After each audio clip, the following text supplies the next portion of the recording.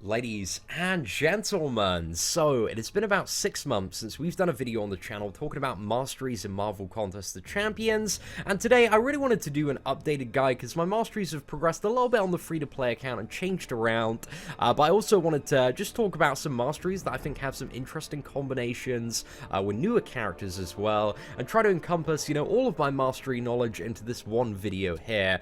So we're going to talk through the setup on both my main account and also my free-to-play account. And also, if you are a beginner or somebody looking to build up your Masteries, give as much kind of basic advice as I can for initially building up your Masteries. Because when it comes to, what is the best Masteries setup, it kind of varies a little bit depending on your playstyle, your champions, exactly what you're going for. But I think there are some Masteries across the trees that are fairly staple Masteries and universal ones that are encompassed into pretty much every single build.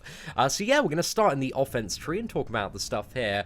So the stuff that is pretty much staple are the group of like 7 nodes here. So kind of working from left to right, just 1 point in strength, 1 point in greater strength as well, then 1 point in pierce, 1 point in lesser precision, and 1 point in lesser cruelty. So those 5 there are really kind of like staple stepping stone Masteries to unlock both precision and also cruelty.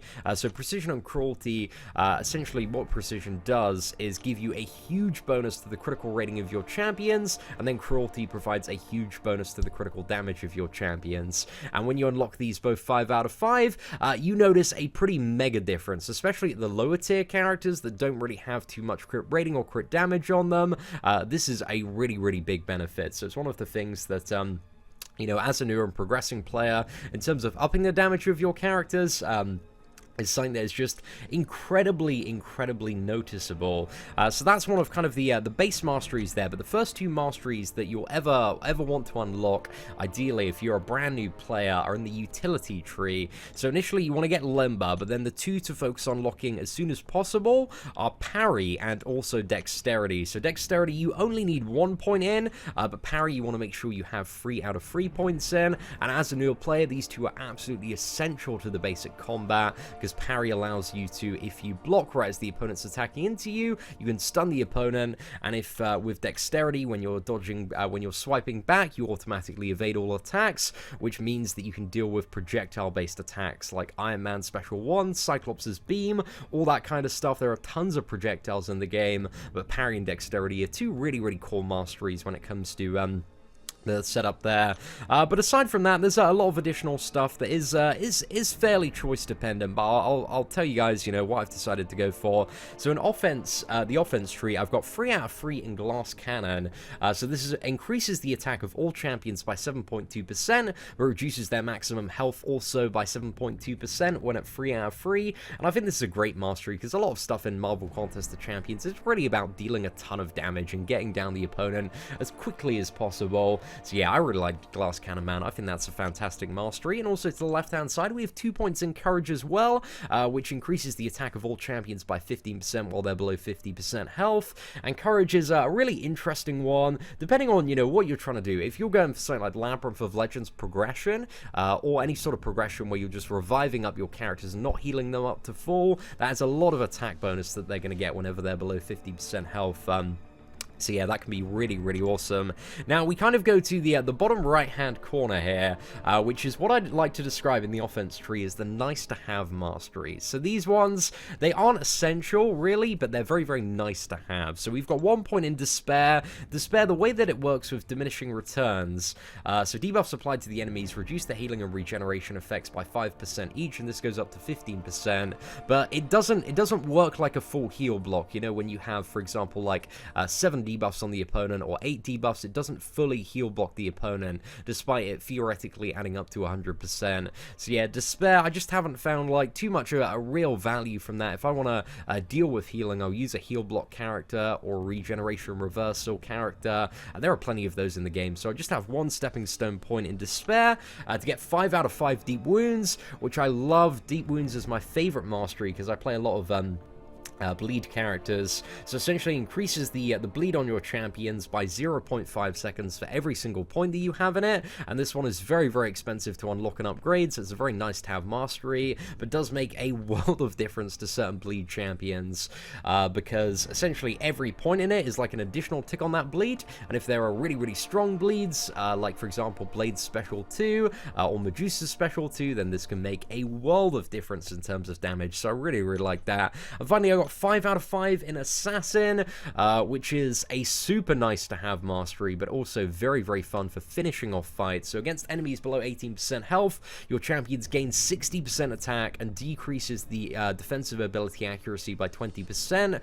So below 18%, if you stun the opponent with the mastery that we have, I believe it's called Pacify, and this, they have 50% ability accuracy reduction, so that can be quite useful moving into some 15% stuff. But yes, that's pretty much it. Assassins is really, really good for finishing off the fight, just making sure that you can, you know, get enemies down right toward the end, maybe with a supercharged special attack when they're 18%.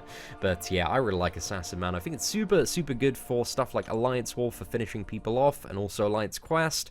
So yeah, Assassin is one of my favorites at the moment. Now, in the defense tree, we have kind of 2 stepping stone masteries here, which give us more health points and increased health, but yeah, very, very small benefit for the points invested there. And then I have 4 out of 4 in block proficiency, which is a must-have. This is really, really essential.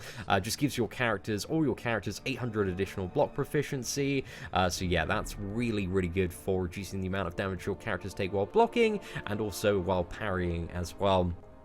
So yeah, that's pretty staple. And then the 2 points I had, the 2 nodes I have up here, I've got some points in Salve, which is a mastery I've been contemplating a little bit about whether or not I need it on the main account. So Salve is very, very valuable early game. When you've got like 2-star champions, 3-star champions, it's a game changer. It's so good. We got it super early on the free-to-play account, and you got so much benefit from it, because, you know, with the increased regeneration, you almost get like, what is it, something that's somewhere between like 720 and 1,000 health every single fight over the first 60 seconds.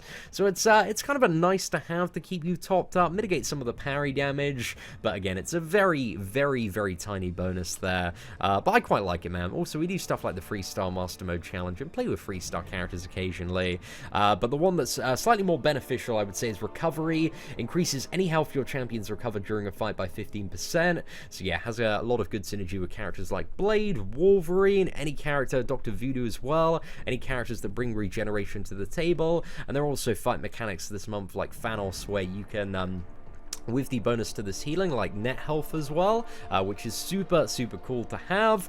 And then toward the right-hand side, you have kind of all sorts of like stuff like willpower. I feel like willpower is just rubbish. Outside of it, if you're running like a full Suicide Mastery setup, then willpower is worth picking up. But in the current state of the game, it's just so weak now that I just don't believe it's worth it at all. But I know some people that go willpower and then go deep into Resonate to get an additional debuff if they're super hardcore Void players.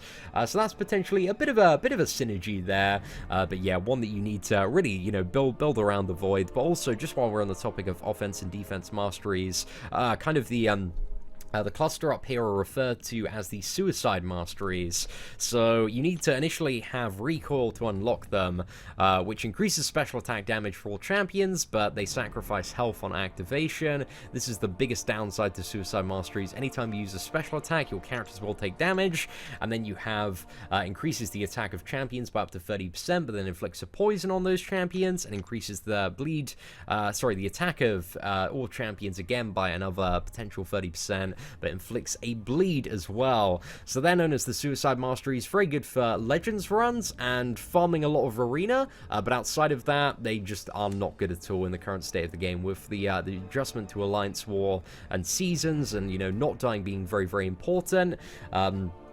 Yeah, these masteries just don't have any value outside of like super hardcore arena grinding sessions and also doing Legends runs, in my opinion. But Suicide Masteries, they're very fun to play with, man, but your characters take a ton of damage.